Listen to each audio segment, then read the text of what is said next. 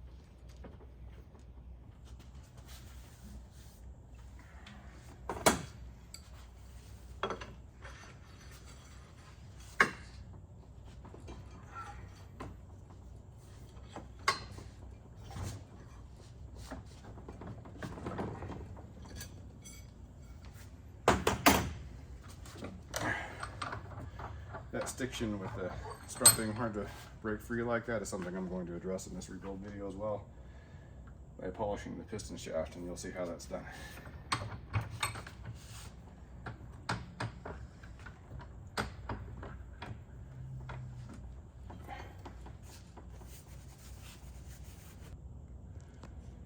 These struts actually had glycol in them from probably 2011 to 2013, around that era. The reason for it was that glycol doesn't foam at all, but it also doesn't lubricate very well. So the oil that's currently recommended to run in these struts is a Spectro 5-weight shock and cartridge fluid. It's an 85-150 blend. And we use it now on the top and the bottom. The old video recommended using 2.5 weight in the top and 10 weight in the bottom, and neither one of those are recommended anymore. The 2.5 weight is known to make the seals swell up after like 3 to 5 years, and the 10 weight rots the seals out after about 7 years. None of that was really known with some of the older struts, but it's known now. So we upgrade everything with the newer oil, and let's run this here.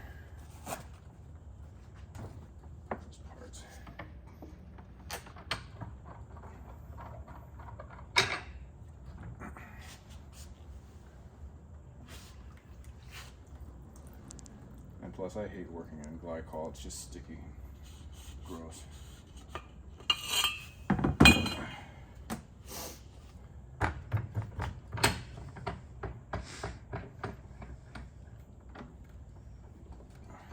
And these cylinders that he has on these old struts,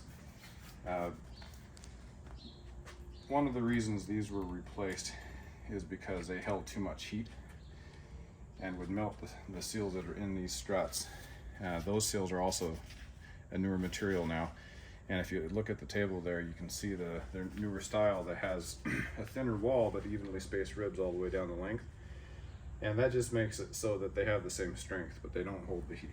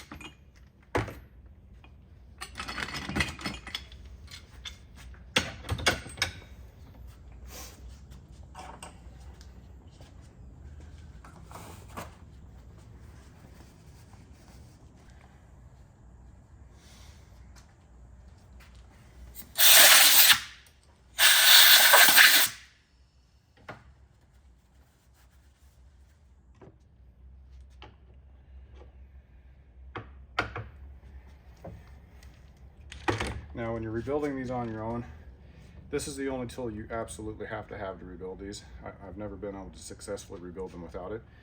The other things that are nice to have are the lower piston seal install tool, also vice jaws, but you can use a piece of wood and strap wrenches if you don't have fancy 3D printed vice jaws like these.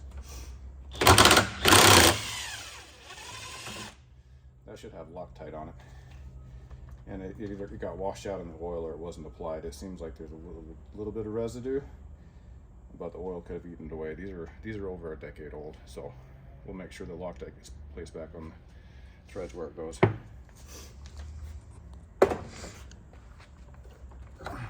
And something that's important with these lower caps, and the reason we're replacing them, is because there's a very important O-ring that sits on this ledge in the lower cap, and it separates the upper from the lower chambers.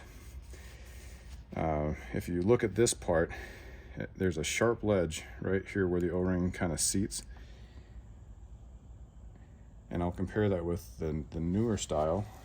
Let me grab this one over here, and you can see it's about a 50 thousandths chamfer on that leading edge where the O-ring sits.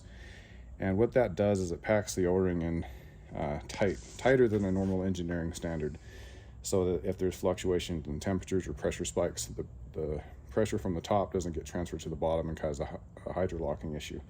The other issue with these older struts from way long ago is that this older material would actually melt and become wavy right on the edge, and we'll be replacing that with a different seal that's more compatible with the oil we're going to use, and it's also a little bit more resilient to heat. So we'll show you that in a minute. Right now, I'm going to tear the seals off of this piston, and then once that's done, we'll move over to the lathe and we'll do the polishing and machining operations that we need to do. When you're pulling these piston seals, I use picks, but be very careful with the aluminum underneath the sealing surface. If you scratch it, it's not going to seal pressure from top to bottom. So you can see I picked it through the middle of the seal there. I did not touch the aluminum at all. I get these back quite often with scratches, and if it's a light enough scratch, I can polish it out with a very fine file and touch it up with sandpaper and Scotch-Brite. But a lot of the times it's too deep and I can't polish them up. I just have to replace the pistons. Now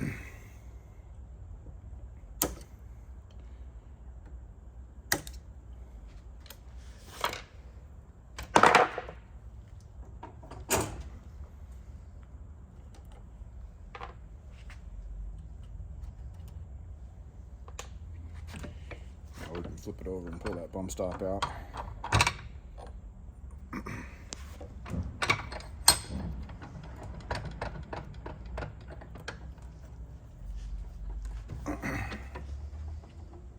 Best way to get these out is to pry them out. If you get a little bit of leverage to keep the piston straight while you're pulling it out, it kind of helps.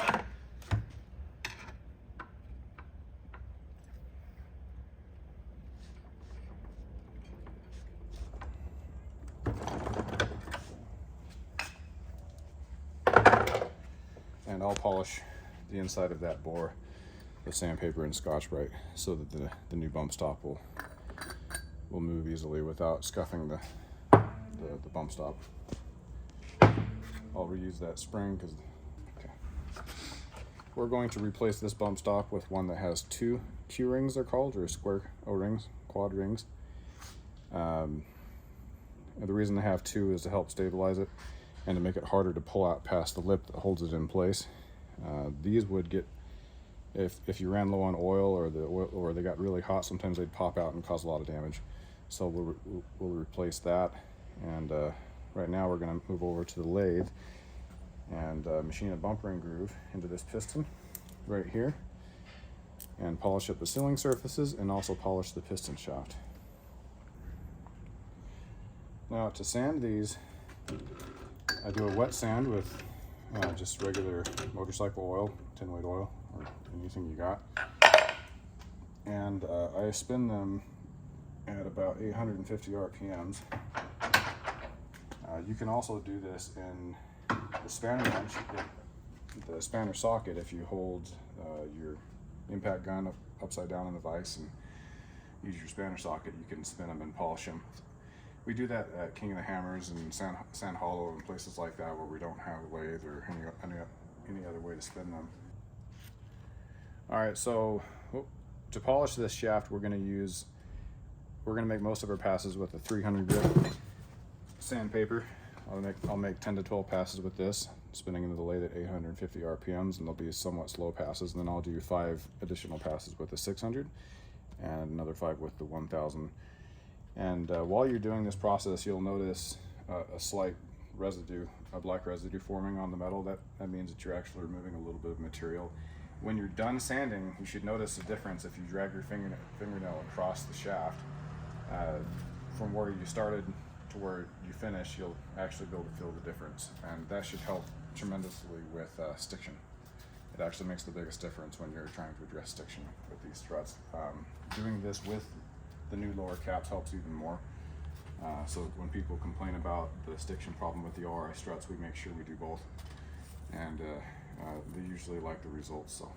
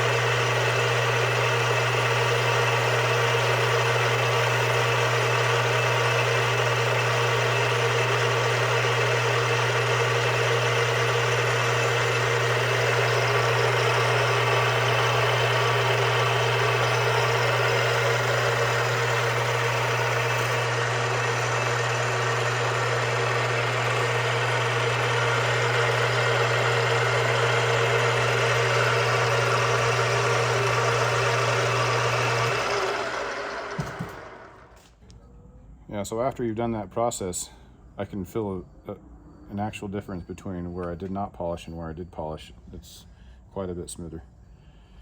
And that makes a big difference with how much force it took to move the strut.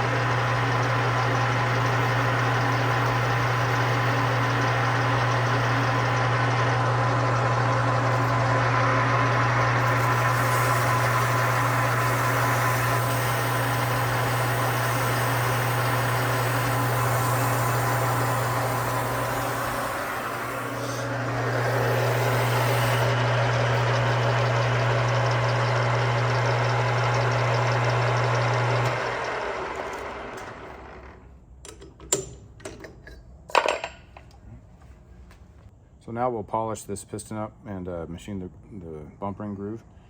And I'll just hit these surfaces with the Scotch-Brite, machine the groove here, use the Kratek stick on the threads and kind of rework the piston.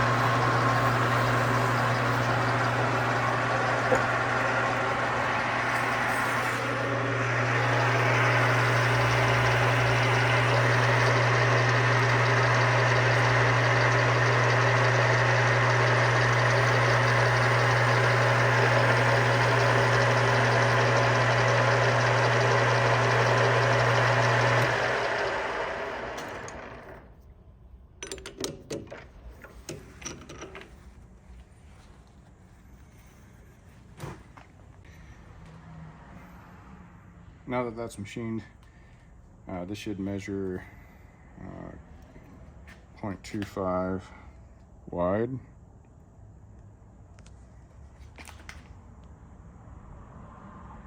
by 1.5 in diameter.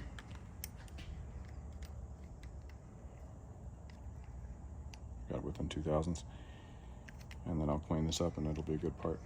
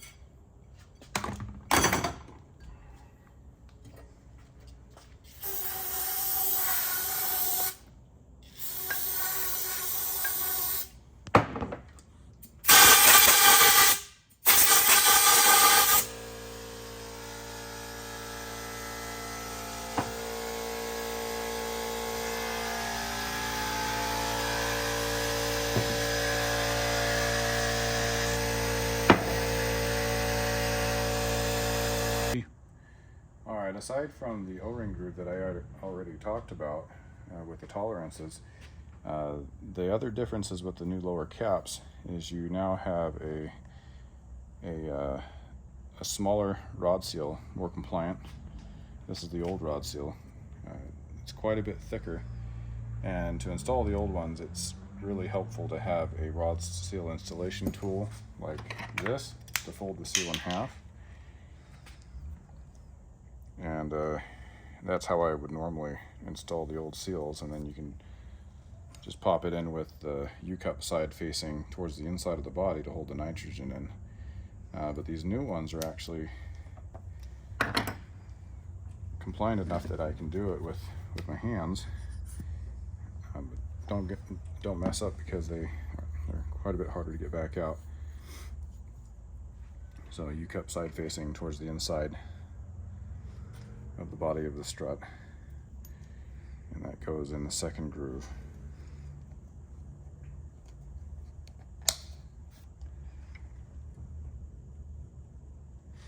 And then the wiper seal can be installed after that into the first groove.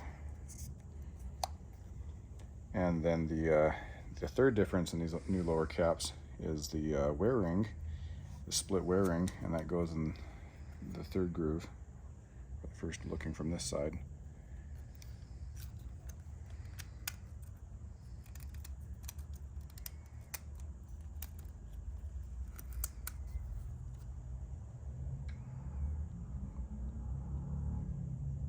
Flip it around here. You might be able to see it in there. And that just helps keep aluminum from wearing when the piston shaft is traveling inside of the lower cap. Now, before I install the piston shaft into the lower cap, I will use this super lube from Harbor Freight. Your seal kit comes with a Parker brand super lube. They both work. The Parker stuff could be better, but there's not very much of it in the seal kits. So I end up using this quite a bit. They both work pretty well. And well, when I pack the super lube into the lower cap, I go right in between the wiper seal and the rod seal, and then the rest of it I just coat the inside of the bore and the wear ring.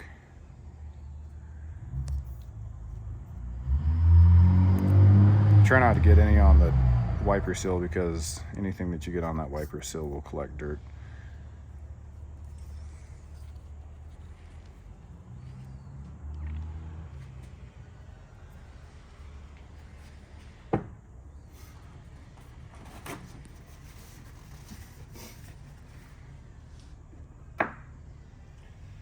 when you're installing the piston shaft into the lower cap, make sure you're using the chamfered end of the piston shaft. You can't really see it very well on this one, but there's always one side that's chamfered and one side that is not. The reason one side is not chamfered, that goes on the lower mount side, is so that it doesn't form rust sitting exposed to the elements, and that is there simply for ease of assembly. And you start by putting the piston shaft into the wiper seal on one side, and then you'll just kind of move it up and down slightly until it's not folded over on itself, and then you can kind of wiggle it past the rod seal and the wear band. And since I'm going to be using Loctite on these threads, be careful not to let any of that grease get on the threads, so I carefully pull it out away from there so I don't get it on my threads.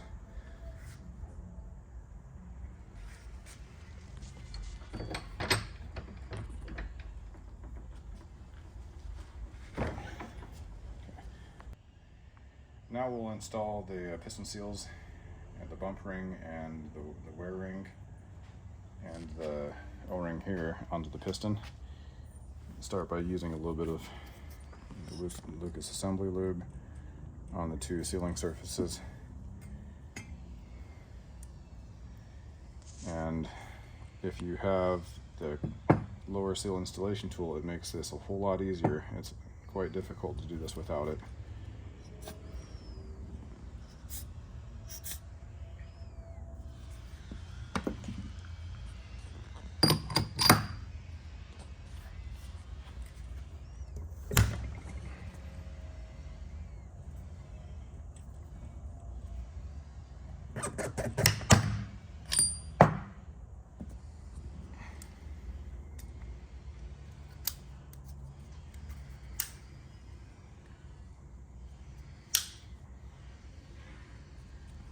And when you're installing the Q-rings or the square O-rings onto the bump stop, make sure they're not twisted, otherwise they'll bind and the bump stop won't return properly.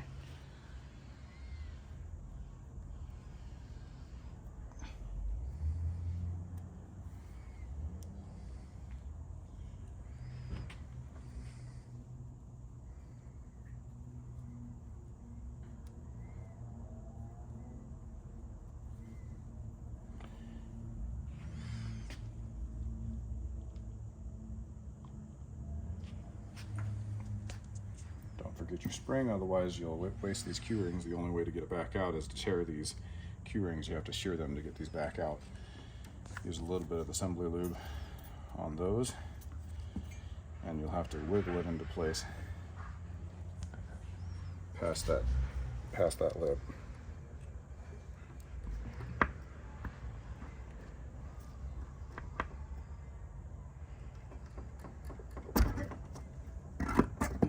Sometimes you get a small sliver of rubber from that Q-ring. If that happens, don't worry about it. It'll still hold it in place.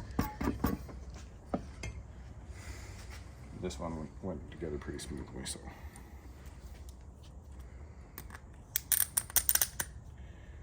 All right. And now we're going to put the Loctite onto the threads. You have to make sure that the threads are clean. I usually use brake cleaner solvent to clean up those threads. Any oil residue will keep the Loctite from drying properly. It may lead to why this strut came apart as easily as it did. Either happened from time or heat, or just maybe it wasn't applied. Maybe somebody rebuilt it and didn't put it on. And really you only need about that much towards the top of the threads. If you put it down the length of the whole thread, they can be really difficult to get apart. That's enough to hold it in place. In any variety of driving circumstances, we race with that much Loctite, and it holds them on. So, and don't go crazy with your impact settings. Just enough to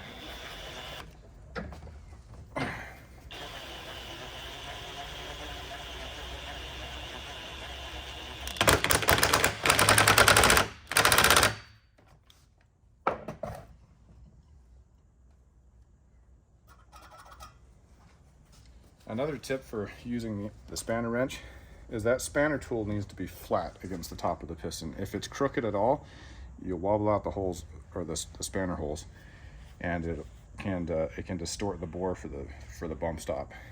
If you mess one up, they're not terribly expensive, but try to hold it flat while you're impacting the piston on and off. It'll keep it in the proper shape. Okay. On this cylinder, yeah, this is a brand new cylinder, so it's in good shape. But even though it was new, I still went and sanded that with a 300 grit sandpaper along the sealing surface. That's a critical sealing surface. If there's any scratches on it, you're going to have internal leak issues. So just make sure that surface is in good shape. You can use a 300 grit sandpaper to polish it if there's any defects. If there's scratches, you can use a very fine file to remove the scratch and then fade it in with the sandpaper, and it will still seal. So this goes on over top of the snap ring. The snap ring fits inside of that right there, and then loop up this O-ring generously so that there's no chance of it tearing. Make sure there's nothing stuck on the O-ring. Make sure this is really clean when it goes together. And before I put that over the piston, I will lube or pack in between the two piston seals generously again.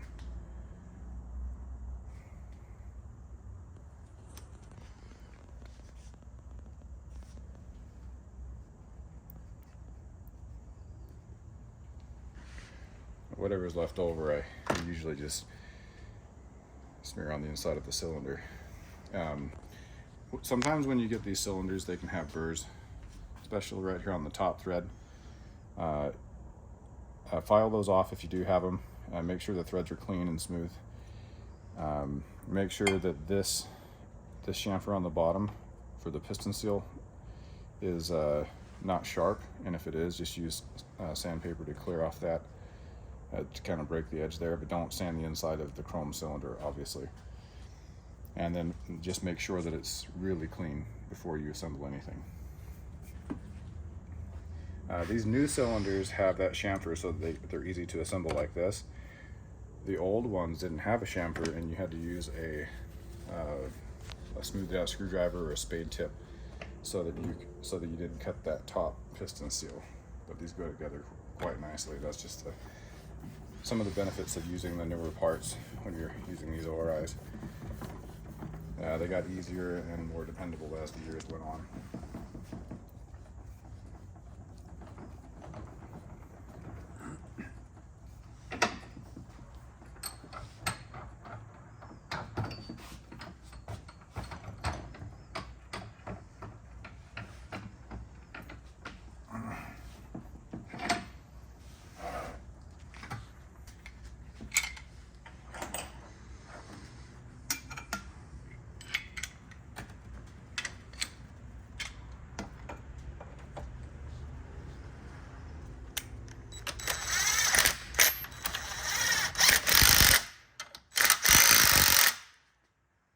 Also use a strap wrench to do this part.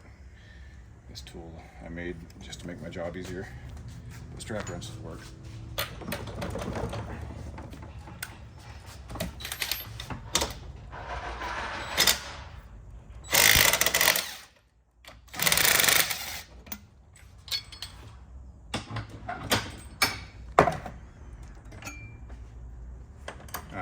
My tool leaves aluminum shavings on this thread, so I gotta get those off. Once again, everything has to go together clean, as if you're rebuilding a hydraulic cylinder, because that's essentially what these are.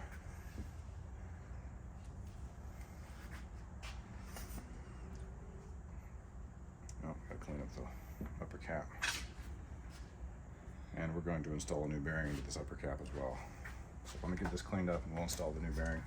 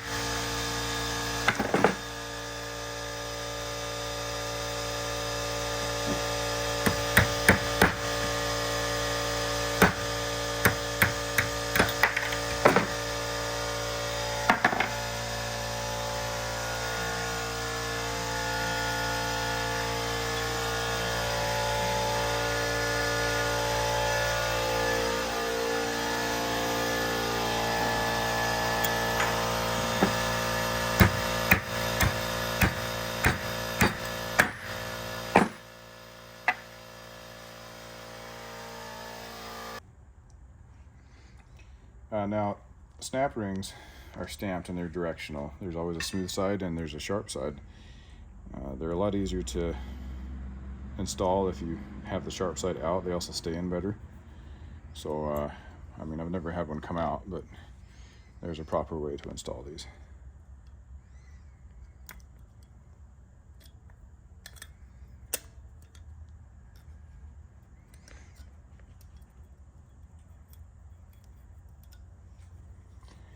There you go. Set that aside. We'll work on our compression valve next. Most of these compression valves have a 1/2 inch hole in the middle and 4 0.147-inch holes along the outside of the perimeter. This one has 5 0.136 holes. It's close enough that it'll work fine. It'll just be slightly softer than what a brand new strut would come as, and most customers are fine with that. They've always been okay with that. The reason I'm removing this old O-ring is because it's a softer durometer than the new one I'm going to replace it with. These are known to come out. In fact, this will work without the O-ring, and the new ones don't even have an O-ring, but since this has the groove, I'll put an O-ring in.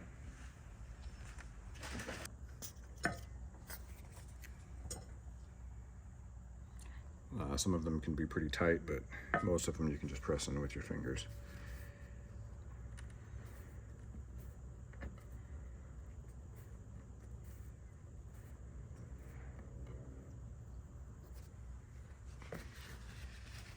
And that harder O-ring, I've had pretty good luck with the harder durometer O-rings. I haven't had any of those come out on me, but the soft ones often will be stuck in these little holes, and it makes the compression valve not work as well. So, all right, next we'll install the shell O-rings and the small O-ring for the cylinder on the top.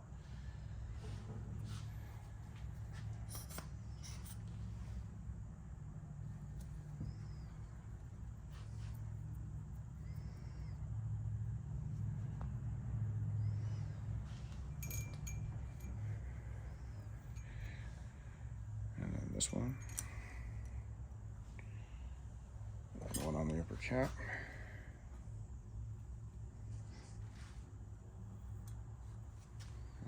and then we'll fill the main cylinder with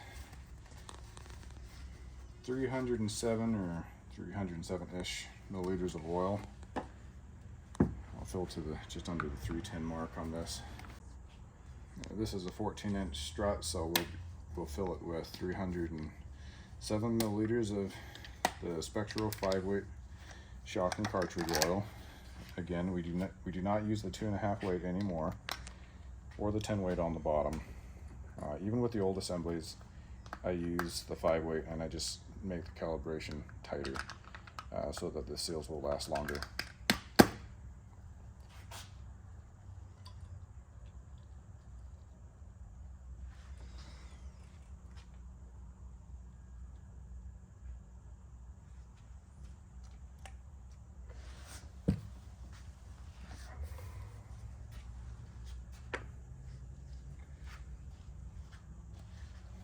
All of the oil can be poured into the main cylinder. It will cycle back and forth through those brass tubes to the outside where the shell sits. Kind of goes back and forth.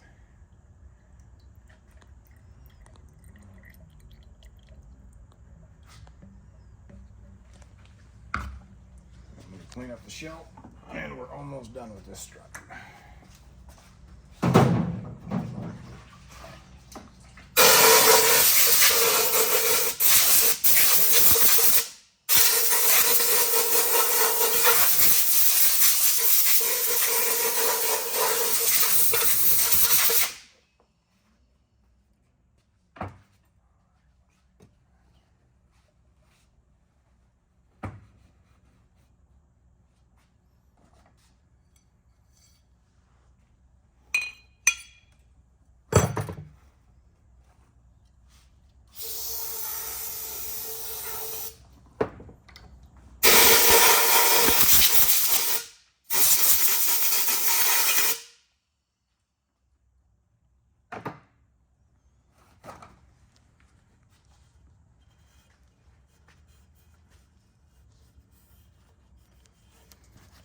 Make sure to inspect both of the sealing surfaces for the shell. Every once in a while I'll find one that wasn't cleaned up in the machining process completely. Pretty rare, but I have run across it. So I always just kind of clean up that surface and make sure there's no scratches or machining defects. Most struts that have been in circulation for a while don't have that defect, but I've seen a couple of new ones come in. I fixed one for Fab Rats that had that problem, one of their 10-inch struts. No biggie, really easy to fix. Now that we have our oil in the strut, install the 3 compression springs into the compression valve and just set that on top.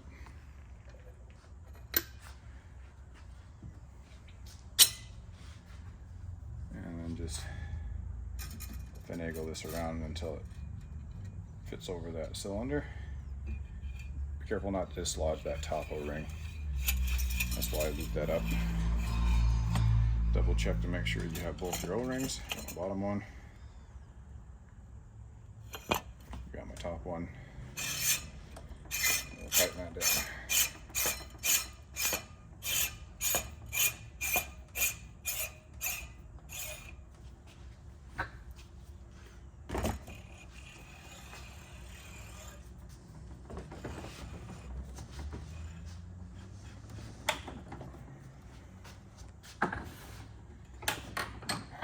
I'll put oil in the bottom, and the 14 takes 320 milliliters in the bottom, and we will be upgrading the rebound damping assembly from this old style, which indicates that it's older than 2016.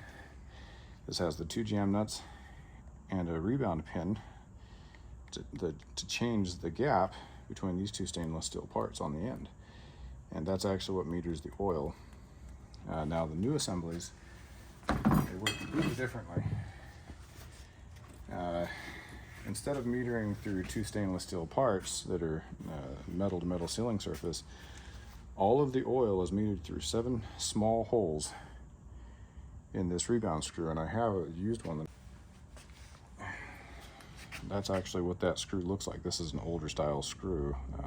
The O-ring groove is actually a little bit higher so they don't get stuck under the head of the screw. This one has a smaller diameter black O-ring that sits a little bit higher, and they work pretty well. And the nice thing about these new rebound assemblies is, first, they don't have to be calibrated. Second, this screw is a linear adjustment, so every click on the 7-position screw will move it up incrementally, as opposed to the old styles. The looser settings wouldn't do as much as the tighter settings, and they're hard to make consistent from one strut to another. Also, these are less prone to failure if they become contaminated. It still is important to keep this surface smooth and this surface smooth. They mate together. That's another difference between the 2 assemblies. They mate together like that. This has to be dropped into the piston shaft first, spring down. So we'll go ahead and do that and fill the shaft with oil.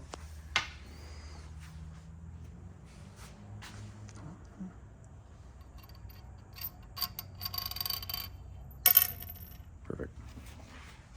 Now, if you shine a light down in the shaft, you can see that the spring is facing down and not up.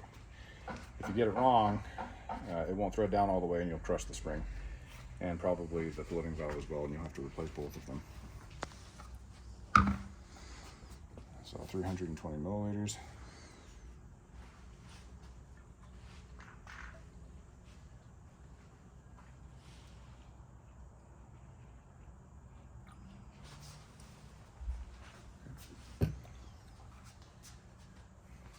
I try not to get the oil on the threads, especially if I'm racing, because if you're having issues with these struts with the lower mounts coming unthreaded and popping out your O-ring on the lower mount, you can put a little bit of Loctite on these and it'll keep that from happening. For the majority of people, it's not an issue. If they're going to see excessive heat in racing conditions, you use about the same amount of Loctite that you use on the pistons, and it'll keep them from coming unscrewed. But usually the impact from installing them is sufficient. The other reason I don't use Loctite on all of the struts is because it can become a source of contamination, and you don't want contamination in the rebound circuit. So before you install that lower mount assembly, you want to cycle the strut up and down and leave it up as far as it'll go slowly, so you don't dislodge the floating valve. And you can already see this is moving a whole lot easier than it was when I was taking it apart. I'm not forcing it, and I'll just leave it up. That actually sucked the oil into the strut and lowered the level so it doesn't overflow on me when I install this. Another quick tip: when you're rebuilding or installing a new assembly, is make sure that that punched hole doesn't have a raised lip. That sometimes can peel up aluminum when it threads into the piston, and cause aluminum shavings, which can make the rebound fade out. So I actually hit that with a file before I did all this and cleaned it up.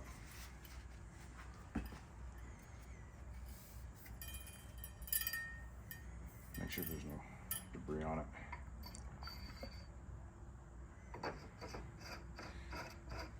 And you'll be able to feel it kind of hit the piston right about there. Just kind of wiggle back and forth until that clears. Now it'll tighten up, and you'll know that that damping case O-ring is inside of the bore of the bottom of the piston.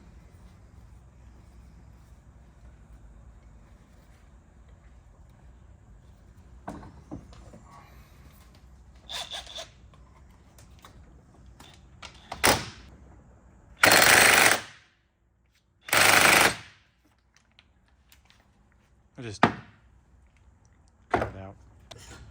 The last thing I do with these is just make sure the rebound is functioning properly and I'm not leaking past the filler valves, just as a last check before they go out.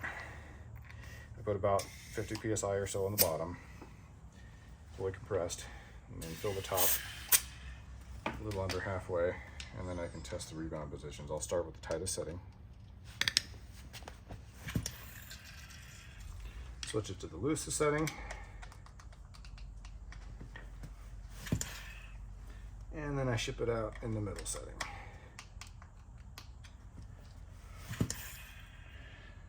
All right, we've got a good working strut, ready to go out.